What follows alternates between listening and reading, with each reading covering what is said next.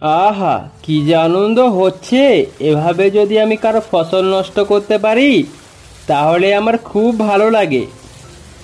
ও মা, টুনটুনি, আমাদের সব ফসল বৃষ্টির জলে তো নষ্ট হয়ে গেছে। এবার আমাদের সংসার কি করে চলবে? তুমি চিন্তা করো না মা, আমরা আবার চাষ করব, দেখবে, আর আমাদের ফসল নষ্ট হবে না।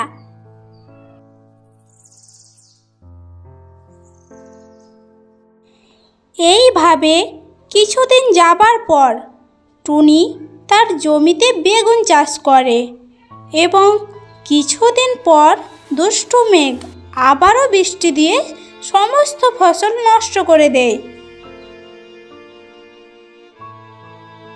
দেখ মা, আবারও বৃষ্টির জন্য আমাদের সব ফসল নষ্ট হয়ে গেছে। এবার আমরা কি করব বল তো? শোনো মা, আমরা মেঘরানীর কাছে গিয়ে সব কথা খুলে বলবো, দেখবে সে একটা কিছু ব্যবস্থা করবে। এ কথা বলে টুনি এবং টুনটুনি মেঘরানীর কাছে যায়। মেঘরানী, মেঘরানী, বৃষ্টির জন্য আমাদের সমস্ত ফসল নষ্ট হয়ে গেছে। যতবার আমরা চাষ করি ততবারই ফসল নষ্ট হয়ে যায়।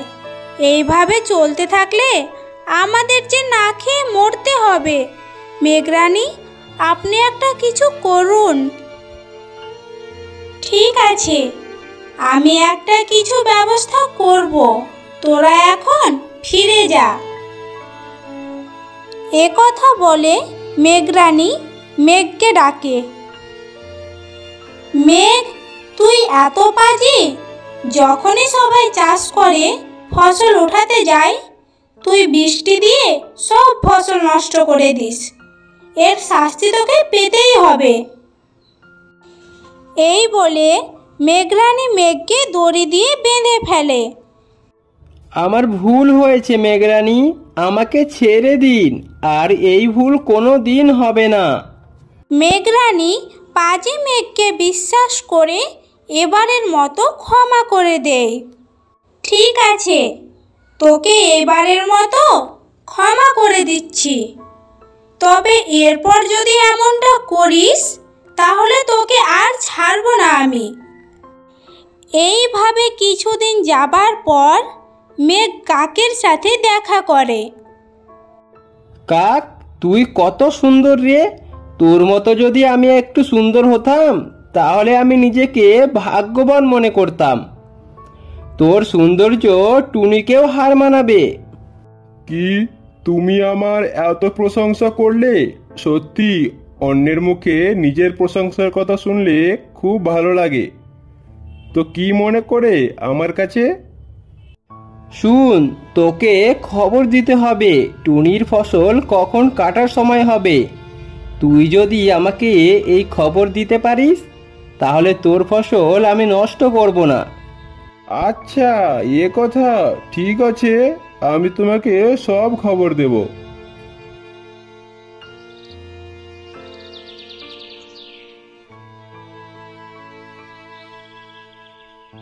পরদিন থেকে কাক খোঁজ নিতে শুরু করে এবং কাক বুঝতে পারে টুনির ফসল কাটার সময় হয়েছে এবং একথা মেঘকে গিয়ে বলে।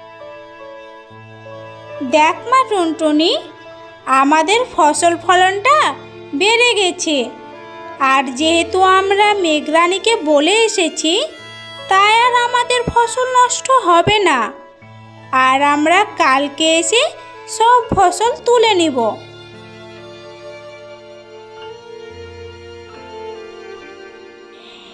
এই দিকে মেঘ বৃষ্টি দিয়ে টুনির সমস্ত ফসল নষ্ট করে দেয় এবং পরদিন সকালে টুনি আর টুনটুনি এসে দেখে সব ফসল নষ্ট হয়ে গেছে। হে আল্লাহ, আবারও যে আমাদের সমস্ত ফসল নষ্ট করে দিয়েছে। এইদিকে কাক তার জমিতে গিয়ে দেখে তারও ফসল নষ্ট হয়ে গেছে বৃষ্টির জলে, এবং কাক এইসব দেখে তৎক্ষণাৎ মেঘের কাছে যায়।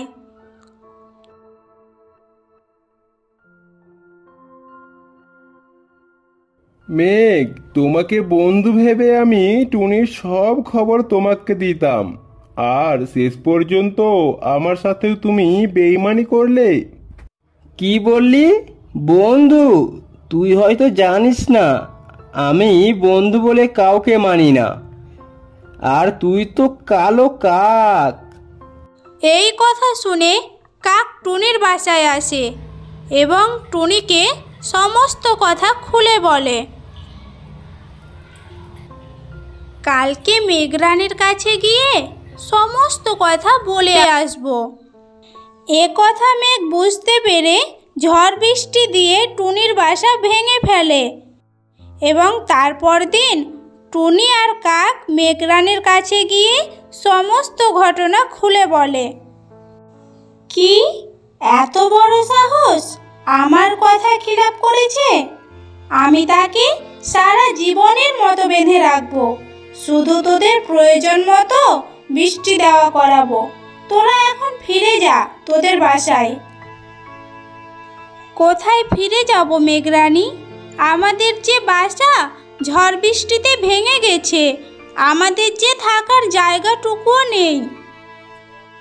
টুনি শোন, পথে যেতে যেতে যে বাড়িটা তোর চোখের সামনে পড়বে সেটাই আজ থেকে তোর বাড়ি।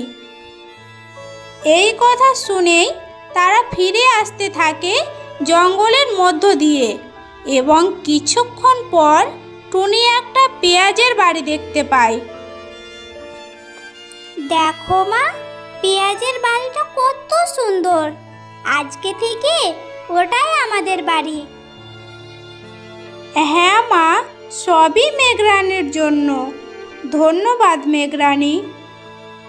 এরপর থেকে আর কোনোদিন টুনিদের সমস্যায় পড়তে হয়নি।